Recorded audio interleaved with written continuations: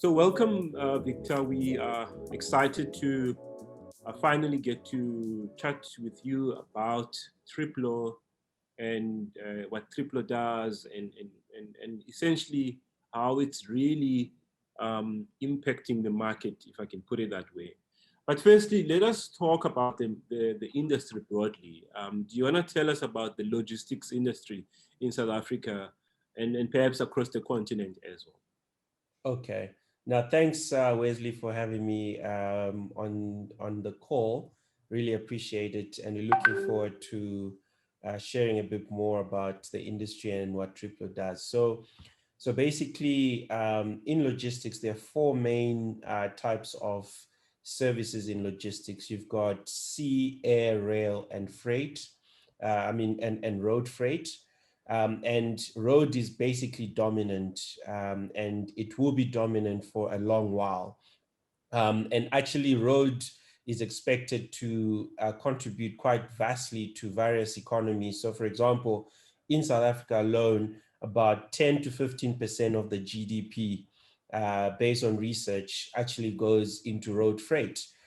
Because every other sector in the industry requires logistics to some extent, and everything that we consume for our homes and businesses actually has logistics involved in it.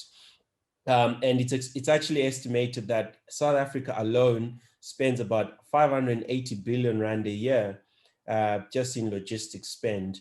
And this number is even bigger in Africa, where it was estimated that people spend, I think, $160 billion a year on logistics.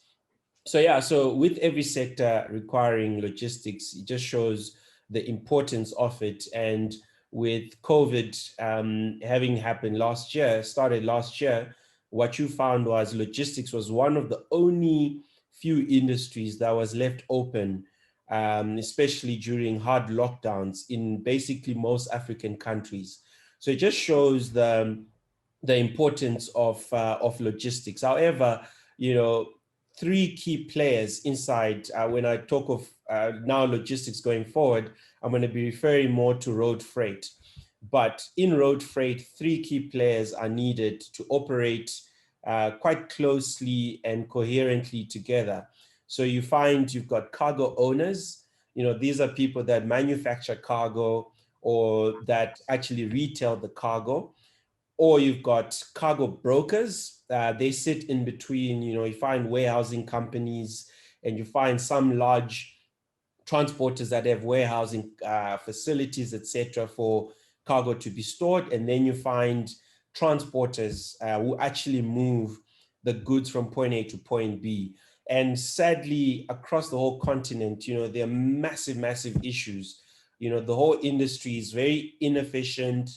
It's opaque. It's quite unreliable, and it's very fragmented to the extent that African economies were estimated to be losing about $180 billion every year due to these inefficiencies, right? So you find like cargo owners get into costly contracts. There's a lack of visibility and transparency. There's unpredictability in terms of loading and offloading. And there's a very high risk of moving cargo across the continent. And that actually explains why cargo owners don't really do or want to do business with the small transporters because of that high risk. They would rather enter into expensive contracts with like large players. And those large players ultimately end up using the smaller guys at the end of the day. But you know, across centuries now, the whole industry has been very manual. You know, a lot of manual operations. No systems are talking to each other. You will find pockets of systems, but these are more in-house. You know, where a large company can afford to buy, you know, a $10 million system from Europe or America to run their operations, whereas a 1 to 50 truck operation cannot, right? So the issues are quite massive, and the problems is quite big, and it's been there for centuries at a time. Interesting. Those are massive challenges that I would assume, as you've indicated, have a serious impact in the economy. Now, having said that, how is Tripplo solving current challenges in the logistics sector? Cool. So it's a great question. So basically, having seen and experienced those problems, I mean, I personally experienced these things firsthand because I built a logistics business that owns trucks and faced too many problems.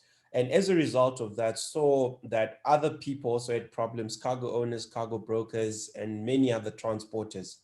So basically, what Tripplo is trying to do is we trying to create a new standard for road freight. And we're trying to reinvent how things are actually done in the whole road freight ecosystem across the continent. So we've built our own IP, our own technology, and that is based on really deep on the ground problems that we had our customers and research, etc. So Tripplo is a cloud-based platform built in a very modularized way where we've got multiple modules in terms of like microservices where we can tap into APIs, etc.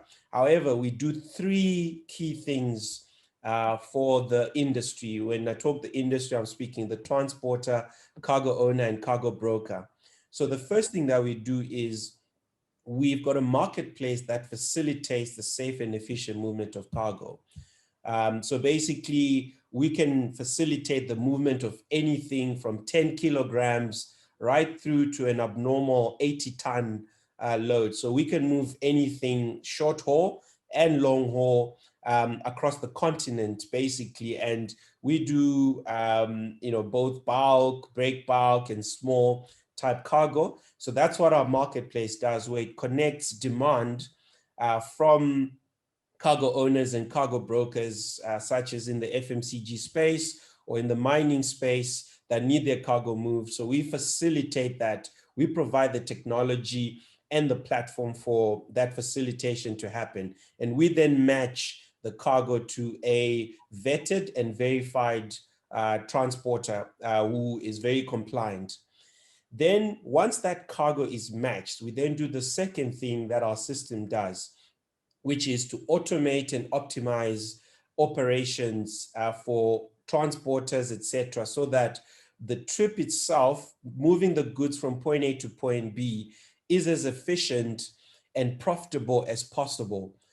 Because you find that many systems are focusing on the different ends, matching demand with supply, but many people miss the middle, which is where the efficiencies come in. When you go into a store and there's no stock, sometimes it's not because the retailer is disorganized, but it's because there's been a road freight challenge somewhere in the line. So basically, we provide tools that automate and optimize the movement of the goods from point A to point B. And these tools are actually used whether you've gotten a load from us or not. So you can actually use them whether you have a load from us or not. Then the third thing that we've just begun doing, and we've seen the big value of strategic partnerships, is we've just begun facilitating for small transporters to get paid early. You know, the whole market right now is 30 to 90 day payment terms, and a small transporter can't even afford 7 days. So we've partnered with some, major listed companies, as an example, to facilitate for us to pay transporters as soon as they offload and the proof of delivery is fine. So basically, those are the three main things that we're doing. However, the value for the end user or for the cargo owner is that, there's very high visibility in our system. So we give even third-party tracking where even at 2 a.m. you can see exactly where your cargo is. And in addition to that, we obviously aggregating all these small transporters using our technology. And then ultimately, we want to be seen as a very large transporter so that we can actually stand for these small transporters to get actual contracts. Because right now, the market won't give you a contract if you're not a large player, unless it's one of the BE programs, as an example. So we're doing that through, we've got multiple modules that actually allow for a transporter to have a one-stop shop inside Tripplo, as compared to accessing 20, 30 different systems. We're actually collapsing a lot of the core activities for logistics into one place, which is inside our platform.